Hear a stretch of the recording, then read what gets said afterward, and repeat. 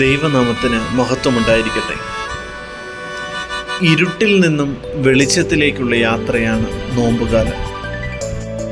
പിതാവായ ദൈവത്തിന് ഈ ലോകത്തോട് പരിമിതികളില്ലാത്ത സ്നേഹമുണ്ടായിരുന്നു. അതുകൊണ്ട് തന്നെയാണ് സ്വന്തം പുത്രനെ ഈ ലോകത്തിലേക്ക് അയച്ചതും.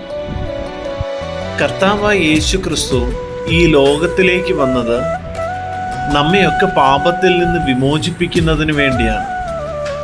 കർത്താവിൽ വിശ്വസിക്കുന്ന എല്ലാവർക്കും കിട്ടുന്നൊരു ബോണസ് പോയിന്റാണ് രക്ഷ, സാൽവേഷൻ.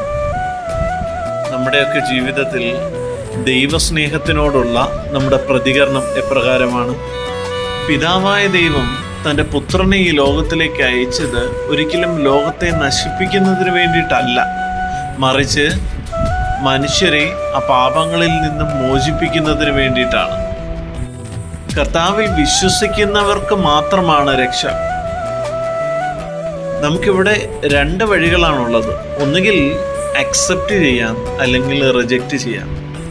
ഒന്നുകിൽ അവനെ അംഗീകരിക്കാം, അല്ലെങ്കിൽ അവനെ എതിർക്കാം. വെളിച്ചം ഈ ഭൂമിയിലേക്ക് വന്നു, പക്ഷേ ആളുകൾ വെളിച്ചത്തേക്കാൾ കൂടുതൽ ഇരുട്ടിനെയാണ് ഇഷ്ടപ്പെട്ടത്. നഷ്ടപ്പെട്ട മകൻ്റെ ഉപമയിലൂടെ നമ്മെ പഠിപ്പിക്കുന്നതും ആ മകനും ആദ്യം തിരഞ്ഞെടുത്തത് ഇരുട്ട് തന്നെയാണ്.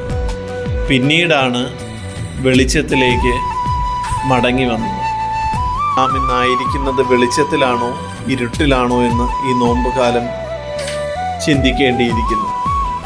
നമ്മുടെ തെറ്റായ ചില ശീലങ്ങൾ, നമ്മുടെ പാപപ്രവർത്തികൾ, ഇതൊക്കെ ക്രിസ്തുവിൽ നിന്നും നമ്മെ അകറ്റുന്നതാണ്.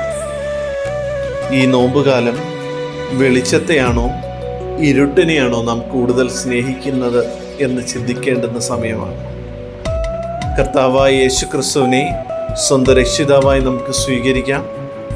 സർവശക്തനായ ദൈവം ഈ നോമ്പുകാലം നമ്മെ ഏവരെയും ബലപ്പെടുത്തട്ടെ.